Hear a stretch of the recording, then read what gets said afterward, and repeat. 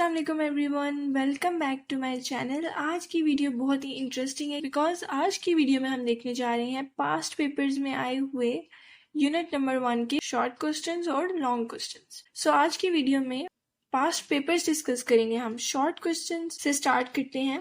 सबसे पहले मैं आपको बताती चलूँ कि जो यूनिट नंबर 1 के क्वेश्चंस हैं वो बहुत ज़्यादा इंपॉर्टेंट है अकॉर्डिंग टू माई ओपिनियन। और ऐसा क्यों है? बिकॉज मुझे लगता है कि यूनिट नंबर 1 के जो क्वेश्चंस हैं वो फर्स्ट पे आते हैं। जब आपके शॉर्ट क्वेश्चंस आते हैं उसके 3 पोर्शंस होते हैं और लॉन्ग क्वेश्चन का 1 पोर्शन होता है। जब शॉर्ट क्वेश्चंस के 3 पोर्शंस होंगे आपके पास, तो आपके उन 3 पोर्शंस में से फर्स्ट पोर्शन के पहले 2 पार्ट्स, फर्स्ट क्वेश्चन के पहले 2 पार्ट्स जो होते हैं वो लाजमी फर्स्ट चैप्टर के फर्स्ट यूनिट के शॉर्ट क्वेश्चंस होते हैं, और जो लॉन्ग क्वेश्चन का फर्स्ट पार्ट होता है वो भी हमेशा यूनिट नंबर 1 से होता है। इसलिए आपका जो यूनिट नंबर 1 है वो बहुत इंपॉर्टेंट है, क्योंकि जब 9th क्लास के बच्चे आप देखेंगे पेपर को, फर्स्ट चैप्टर के क्वेश्चंस आए हुए हैं सबसे पहले, और अगर उनको वही ना आते हो तो वो उनको माइनर हार्ट अटैक दे सकता है। सो दैट्स वाई आपको यूनिट नंबर 1 बहुत अच्छा प्रिपेयर करना चाहिए। और इसकी दूसरी रीज़न ये है कि यूनिट नंबर 1 बहुत ईजी है, इसको चॉइस पे छोड़ा जा ही नहीं सकता। सो आइए हम देखते हैं अपने short questions. First short question जो पास्ट पेपर्स में मैंने देखा है वो है define non singular matrix. Define करें नॉन सिंगुलर मैट्रिक्स को। फर्स्ट ऑफ ऑल जो शॉर्ट क्वेश्चन में फर्स्ट पार्ट आता है उसमें कोई डेफिनेशन पूछी जाती है, जैसे कि डिफाइन नॉन सिंगुलर मैट्रिक्स एक पेपर में आया हुआ है, एक पेपर में आया define rectangular matrix, define diagonal matrix with example. इसी तरह कई क्वेश्चंस आते हैं, कुछ भी आपसे पूछा जा सकता है। रेक्टेंगुलर मैट्रिक्स की जगह स्क्वायर मैट्रिक्स हो सकता है, रो मैट्रिक्स हो सकता है, कॉलम मैट्रिक्स हो सकता है।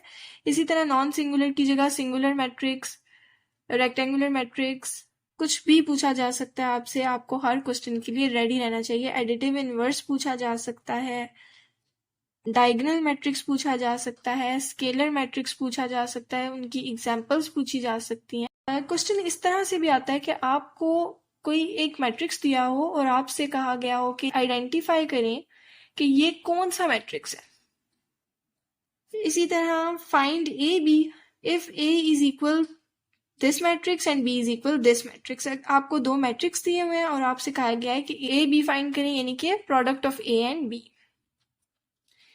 इसी तरह हमारे पास 5th क्वेश्चन है if A is equal this matrix then find 2a। Simple multiplication जो हमने देखी थी फर्स्ट 2 एक्सरसाइजेस में, वेरी इजी। नेक्स्ट है हमारे पास what do you mean by order of the matrix. Order of the matrix भी हमने देखा था स्टार्ट वाली एक्सरसाइजेस में। इसी तरह नेक्स्ट क्वेश्चन है हमारे पास if A is equal this matrix then verify whole transpose of A transpose is equal A. So ये भी हमने क्वेश्चन देखा था कि ए ट्रांसपोज हम कैसे लेते हैं, और किसी का ट्रांसपोज लेके अगेन ट्रांसपोज लेंगे तो वो हमें एग्जैक्टली वही सेम मैट्रिक्स देगा। गिवन मैट्रिक्स सिंगुलर है या नॉन सिंगुलर, इस तरह भी आपको आता है। जैसे मैंने आपसे ऊपर डिस्कस किया कि ये गिवन मैट्रिक्स है, ये सिंगुलर है या नॉन सिंगुलर। अब वो आपसे इसी तरह का कोई मैट्रिक्स दे के पूछ सकते हैं कि ये मैट्रिक्स स्क्वायर मैट्रिक्स है या रेक्टेंगुलर मैट्रिक्स है, या फिर ये नल मैट्रिक्स है या आइडेंटिटी मैट्रिक्स है। इस तरह से भी वो आपसे पूछ सकते हैं। If D is equal this matrix then find D plus this matrix. इस तरह से भी क्वेश्चन आ सकता है कि आपको कोई एक मैट्रिक्स दिया हो और आपसे कहा गया हो कि इस मैट्रिक्स में ये मैट्रिक्स ऐड करके हमें आंसर निकाल के दें। सो ये सिर्फ टोटली डिपेंड करता है एग्जामिनर पे कि वो आपको क्या देता है। ये शॉर्ट क्वेश्चंस का पैटर्न है। शॉर्ट क्वेश्चन हमेशा इसी तरह के आते हैं और स्टार्ट वाली एक्सरसाइजेज में से आते हैं।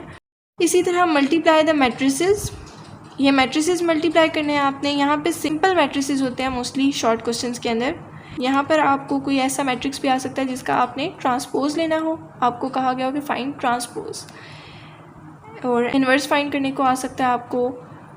जैसे कि ये आपके पास है multiplicative inverse of following matrix, आपने इस ए मैट्रिक्स का मल्टीप्लिकेटिव इन्वर्स फाइंड करना है। लास्ट है हमारे पास स्केलर मैट्रिक्स विद एग्जांपल। ऊपर लिखा सिंगुलर, नॉन सिंगुलर, रेक्टेंगुलर कुछ भी आ सकता है, तो ये स्केलर मैट्रिक्स भी आ सकता है आपको एग्जांपल्स के साथ। तो आपने इनकी डेफिनेशंस भी देखनी है और एग्जांपल्स भी देखनी है। ये थे आपके क्वेश्चंस जो पास्ट पेपर्स में से मैंने कुछ लिखे हैं, 5 ईयर्स पास्ट पेपर्स में से यूनिट 1 के क्वेश्चंस जो आए हुए हैं। और मोस्टली ये क्वेश्चंस रिपीट हो सकते हैं, बहुत ज़्यादा चांसेस होते हैं। पास्ट पेपर्स को बहुत ज़्यादा कंसिडर करना चाहिए क्योंकि पास्ट पेपर्स के आने के चांसेस ज़्यादा होते हैं। अगर अब हम लॉन्ग क्वेश्चंस को देखें तो लॉन्ग क्वेश्चंस में हमारे पास सबसे ज़्यादा हमारे पास जो रिपीटिंग क्वेश्चंस हैं वो एक क्रैमर्स रूल और दूसरा मैट्रिक्स इन्वर्जन मेथड। सो ये दोनों रूल्स, दोनों मेथड्स आपके लिए बहुत ज़्यादा इंपॉर्टेंट है बिकॉज लॉन्ग क्वेश्चन का फर्स्ट पार्ट हमेशा क्रैमर्स रूल या मैट्रिक्स इन्वर्जन मेथड होता है। या पार्ट 1 में आपके पास क्रैमर्स रूल दिया होगा या मैट्रिक्स इन्वर्जन मेथड दिया होगा।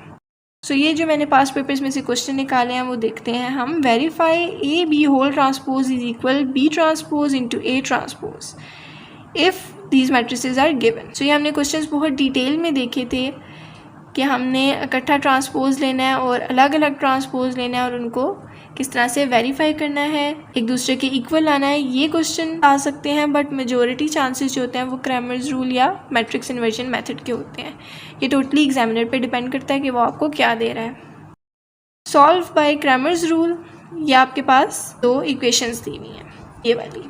इसी तरह solve by matrix inversion method, और ये आपके पास जो इक्वेशंस दी हैं। अच्छा, ये इक्वेशन बहुत ही इम्पॉर्टेंट है। ये जो क्वेश्चन नंबर 3 है ये बहुत इम्पॉर्टेंट है बिकॉज ये वाली इक्वेशंस हमारे पास क्रैमर्स रूल में भी दी गई हैं एक पेपर में।